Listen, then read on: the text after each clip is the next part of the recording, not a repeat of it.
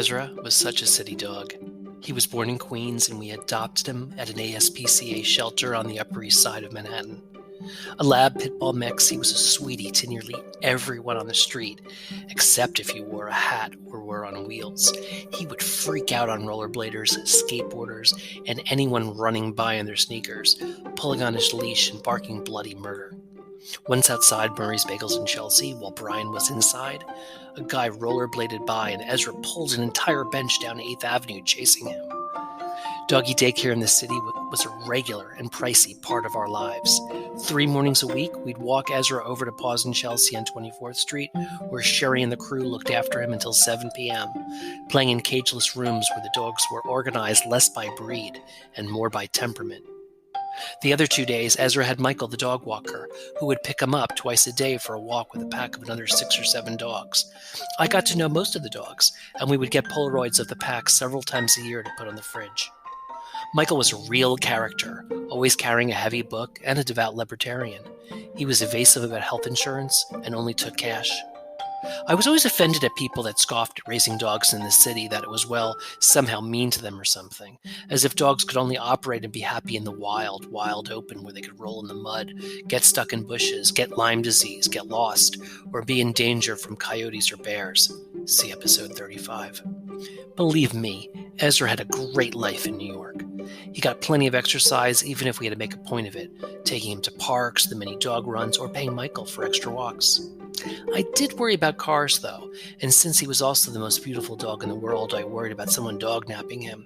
There were flyers on telephone poles for several weeks, warning of dog nappings, and I was on high alert. Ezra did get upstate a bit, though, to visit his grandparents, and during our rentals, see episode 2, Finding Your Town. One place he frolicked very often was Stottsburg, the historic Mills Mansion that looks a lot like an American Downton Abbey. At Mills Mansion, you can access the river directly because the train is behind the house instead of along the river in front of it. That's the difference between being rich and being wealthy. When you're wealthy, the train bends for your view. After we lost Ezra, we had a dog shiv at the apartment. Sherry, Michael, and everyone that cared for him came over and we sat in our living room and talked all about him.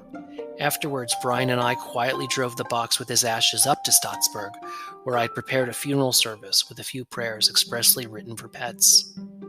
On this very cold day, we arrived at the mansion, parked the car, and walked down to the river. While I started the first prayer, Brian fiddled with the red box that Ezra's ashes were in. And instead of the tears I expected and planned for, I saw Brian's face become visibly frustrated. The box was soldered shut. Clearly, Ezra didn't want to come out of his small box and go into the wide-open Hudson River. He didn't seem to want to join the stunning, unpredictable nature of this rural area among birds, cows, ducks, and sheep. That had become our new habitat, not his. The box was Ezra's studio apartment, where he was most comfortable, and that is where he wanted to be. City dog.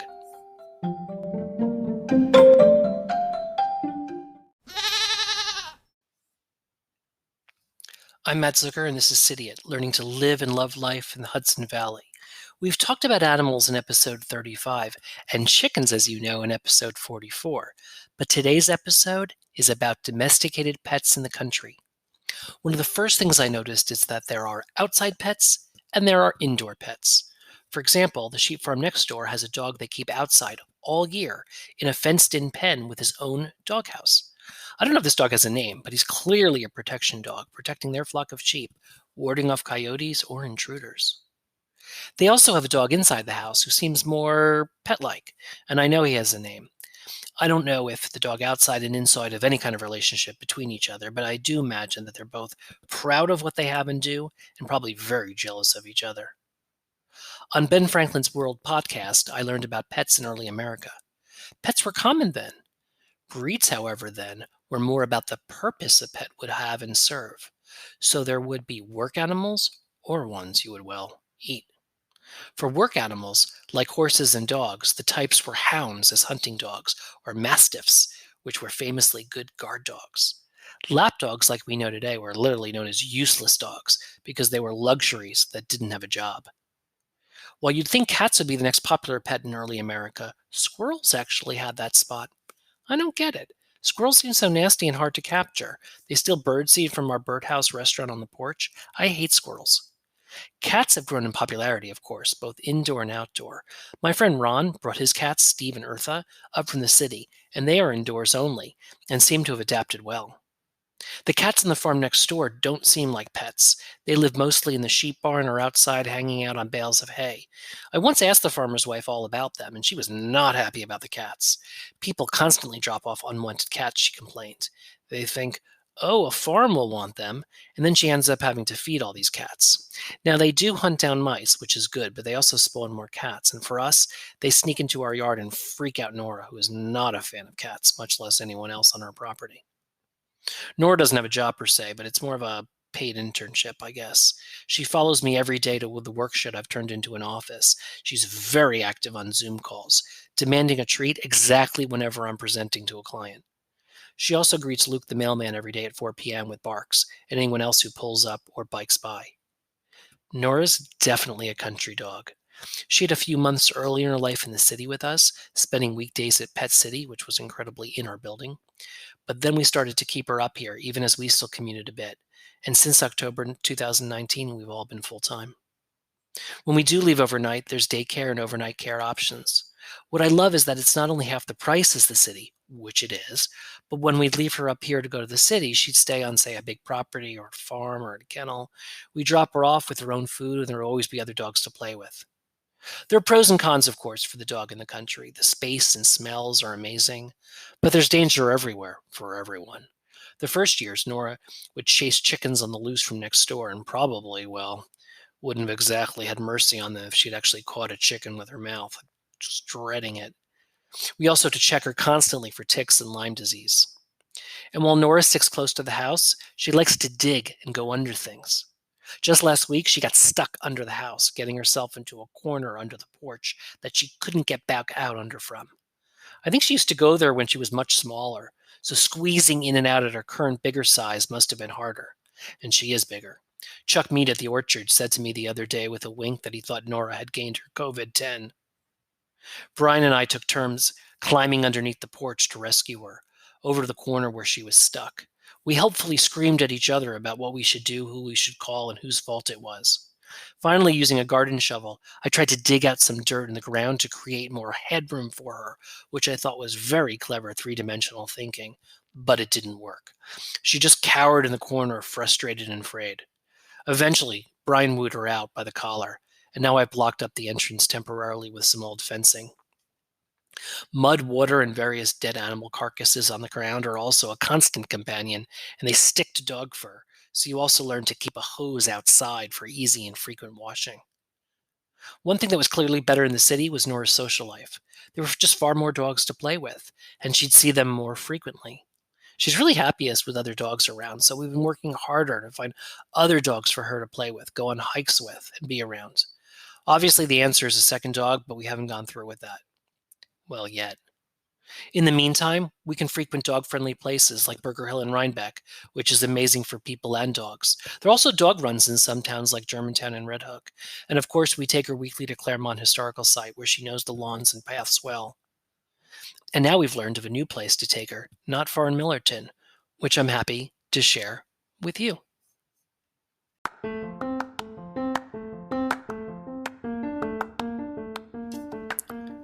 This episode of Cidiot is lucky to be sponsored by Ledgewood Kennel, a premier full-service pet facility in Millerton, New York, serving New York State, Connecticut, and Massachusetts. For dogs, cats, birds, fish, and ferrets, Ledgewood offers boarding, grooming, doggy daycare, and training, and get this, a pool for dogs. The pool is also part of a growing international sport of dock diving, in which, get this, dogs compete in jumping for distance, height, and speed retrieval. You may have seen Ledgewood host competitions on the CBS Early Show. I need to watch videos of dogs dock diving. Plus, with competitive rates, early access to the city, Ledgewood Kennel sits on a large working farm with open land and beautiful views. Planning your first trips post-pandemic? Doing a getaway and can't bring the dog or cat? Visit ledgewoodkennel.com and tell them Cidiot sent you. Now back to the episode.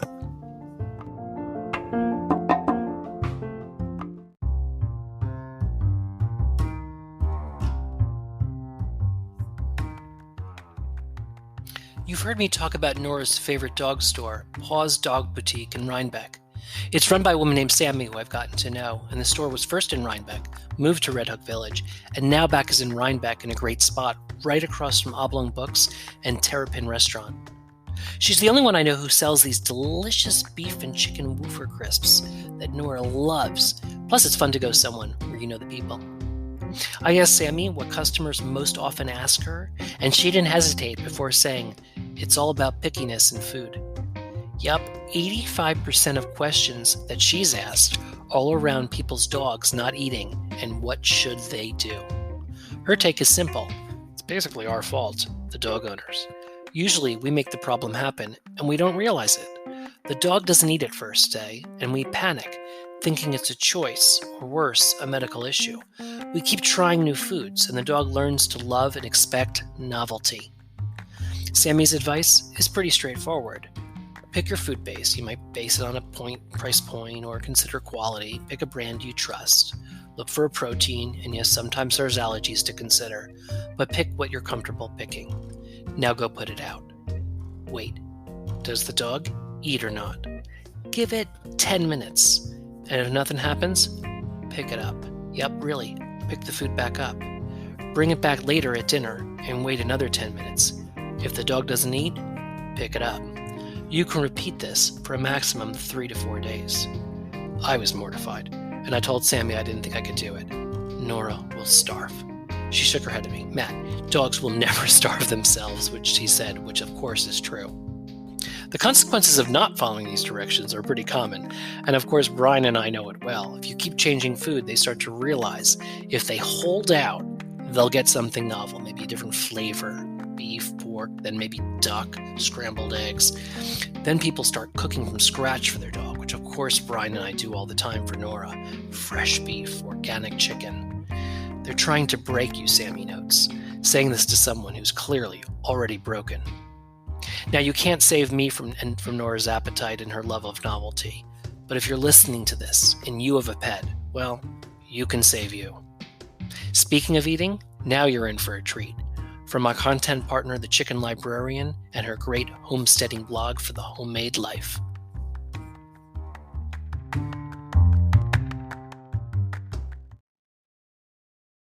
Hey, Annalie, who's a good girl? Who's the best girl ever? Are you a good girl? Yes, you are. You're such a good girl. Do you want a good girl treat? Hey, Cidiots, it's Krista from Chicken Librarian here. I want to share something special with you. Are you concerned about the health of your beloved four-legged friend? You go to great lengths to make sure they are well cared for. You exercise with your friend, go on long walks or hikes together in the Hudson Valley. You watch what they eat. What about treats? All those added ingredients got you down? Well, have I got the answer for you? How about making a simple dog treat for your beloved? All you need are a few simple ingredients such as farm fresh eggs, peanut butter, and flour, and then you can make a simple dog treat that's wholesome and you won't feel guilty for overindulging your pooch. So grab your ingredients and then head over to chickenlibrarian.com to find out how to make these treats in 30 minutes or less. And then the next time you're out on the trails with Fido, or Annalie in my case, all you need is one of these yummy treats and they'll be begging you for more. So follow Annalie's advice and head on over to chickenlibrarian.com to find out more. Actually, I have a second recipe for you. You've heard me talk about coyotes, which are indeed scary, and Nora will shake in her boots if she hears them, as will I. A more frequent danger, however, is more cosmetic than life-threatening. Skunks. On our road, I'll see them frequently wandering down the road into our garden like it's Pepe Le Pew on his way to get a baguette. It's bad enough when Nora rolls about in some animal scat and we have to hit the hose with her, though Brian usually takes care of that. But getting skunked, it's the worst. My college friend Janelle, who lives in Dutchess County, shared in our Facebook group her deskunking recipe, experienced from many run-ins over the year with her dogs. Note that if your dog does get skunked, you're not supposed to just spray the dog with water. It's not safe. Here is Janelle's recipe. 1 quart hydrogen peroxide, 1/4 cup baking soda, and 1 to 2 teaspoons of Dawn or Dial dish soap. Use as you would shampoo. Then follow up with a second bath with your normal shampoo. Avoid their eyes and ears, of course, and don't leave the mixture on too long. Air dry. Most likely there will still be a faint scent, just depending on how good the dousing was from the skunk, but this is a tried and true recipe. Thanks, Janelle.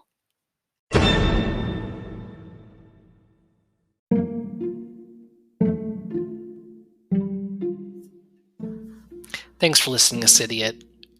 For our friend the Chicken Librarian's homemade recipe for dog treats, head over to her blog at chickenlibrarian.com/dog-treats, and you'll find a delicious, healthy homemade recipe that she created for her Annalie and posted for us. This will surely not be the only episode on pets, you know that.